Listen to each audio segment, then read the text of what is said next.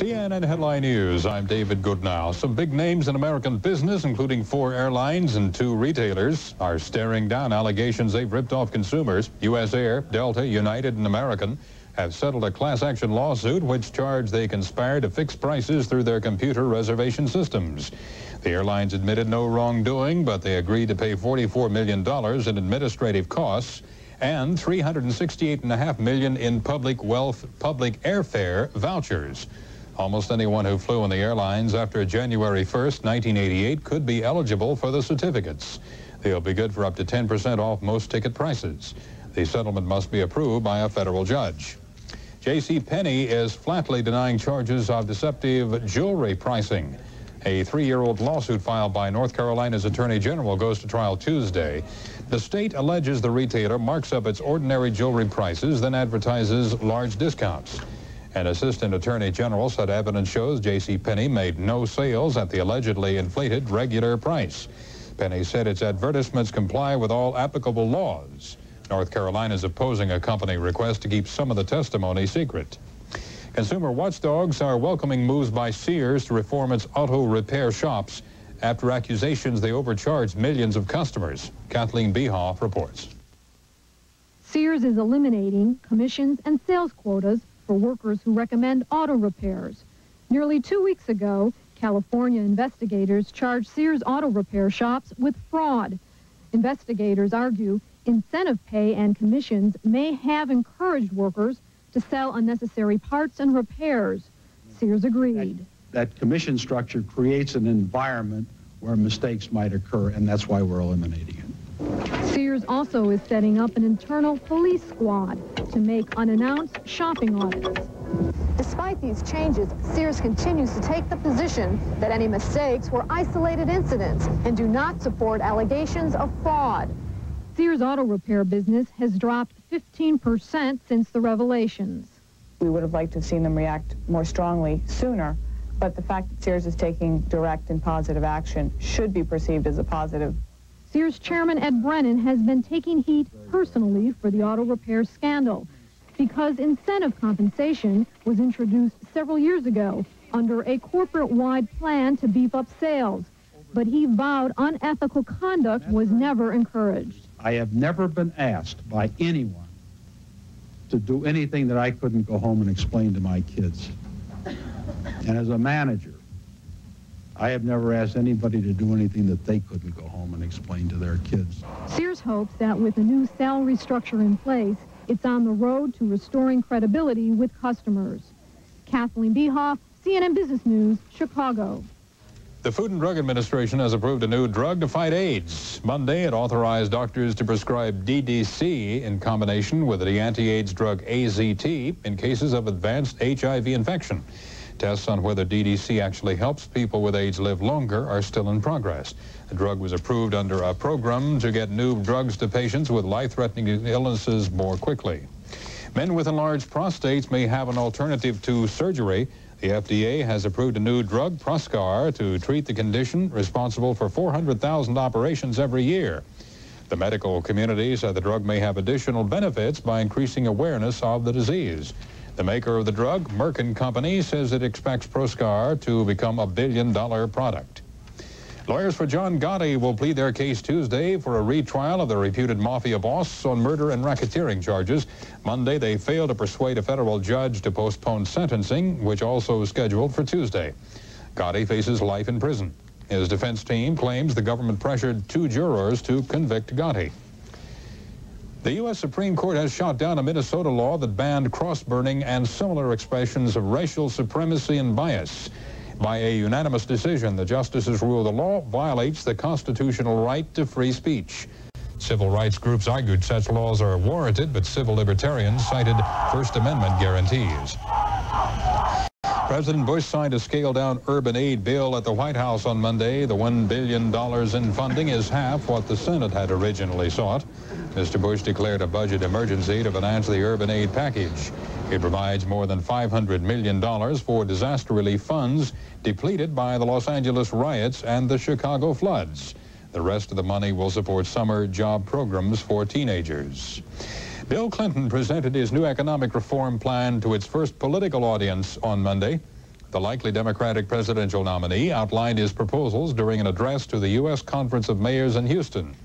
The mayors applauded the initiative, but Housing Secretary Jack Kemp, who also spoke at the conference, called Clinton's planned tax hike for the wealthy counterproductive. President Bush said Ross Perot's reported investigation of Mr. Bush's dealings was, quote, not particularly American. Perot began the investigation in anger at perceived government inaction about finding Vietnam War MIAs. Will Blitzer examines Perot's own efforts toward that end. Ross Perot has been a champion of missing American POWs, and for years he's claimed there was, quote, overwhelming evidence that POWs were still alive. Can we finally agree that you never leave one behind just because it's politically correct? But despite putting a lot of money into the search, he and his investigators have been unable to prove it. Yet that has not stopped him from claiming the CIA, the Pentagon, and other agencies of the U.S. government were deliberately neglecting the issue. He has charged that this man, former Pentagon official Richard Armitage, was part of such an alleged conspiracy. In 1987, he tried to back that up in an interview with a reporter. Ross Perot got up out of his chair and he went into his safe and he came out with a photograph of a high-ranking Pentagon official sitting next to a Vietnamese woman who apparently was no great paragon. Armitage denies any wrongdoing. The government also says he did nothing wrong, and he still serves today as a special State Department ambassador. Senior Pentagon officials say they made an extraordinary effort to work with Perot. They confirm they provided him with highly classified intelligence, but they note he was simply incapable of changing his mind. One top official describes him as, quote, paranoid, seeing conspiracies where there were none. By the late 1980s, Perot had split with the Reagan-Bush administration, largely as a result of this issue. After informing the Senate's POW MIA Affairs Committee last week that he would not testify, claiming it would turn out to be a, quote, political circus, Perot has now agreed to provide a sworn deposition. Ross Perot has agreed to give us any and all information relating to POWs, and I think that's fair, and I support him on that. But Perot's campaign spokesman says Perot has agreed to answer questions only in writing. Committee co-chairman John Kerry says that's not part of the deal he worked out with Perot. Committee sources say that if Perot backs out, they'll subpoena him.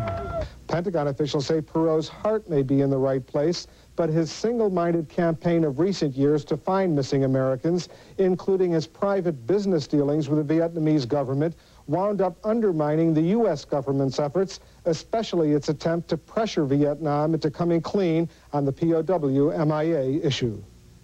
Wolf Blitzer, CNN, the Pentagon.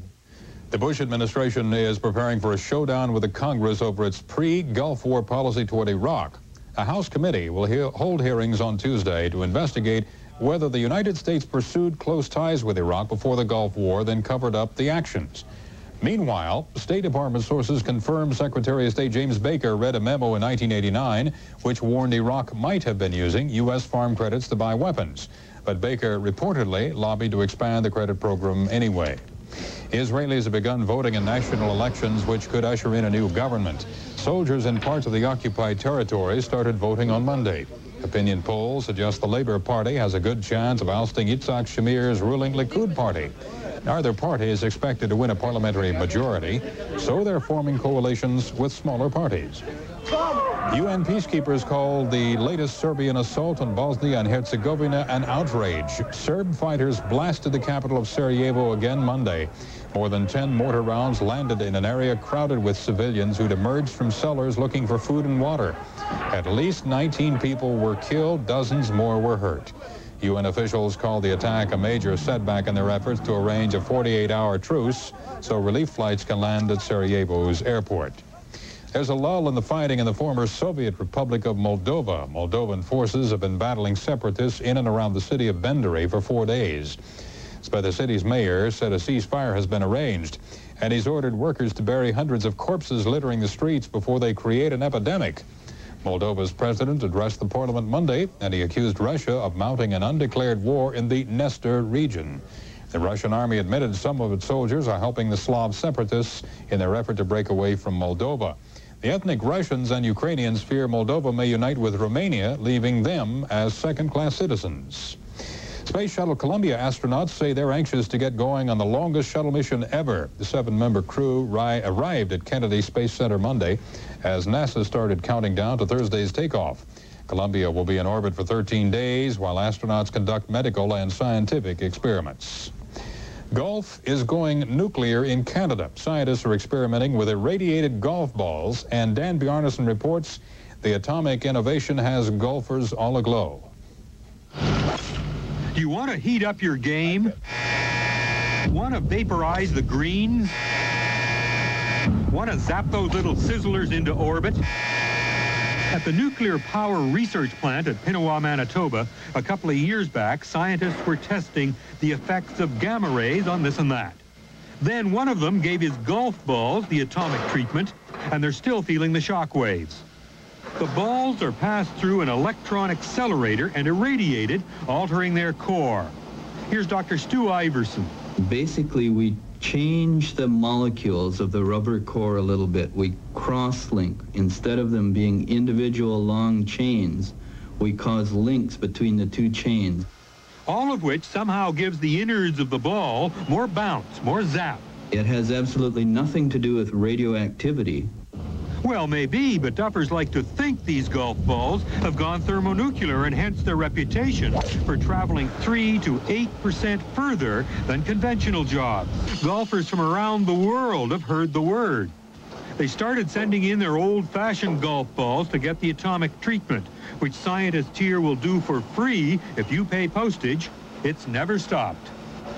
The idea was the brainstorm of Larry Christie, an Atomic Energy of Canada PR whiz. He's now based in Saskatoon. We've received letters and golf balls from Australia, from Great Britain, from all over the United States and Canada, certainly anywhere that people golf. Japan, the story, in fact, the Japanese embassy in Canada got a whole bunch done up.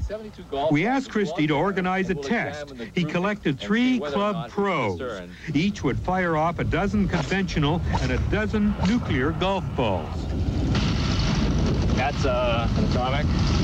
Okay. The 3 furthest balls were atomic, over 320 yards, and the least traveled balls were conventional. That's a plain one. It's all quite unscientific.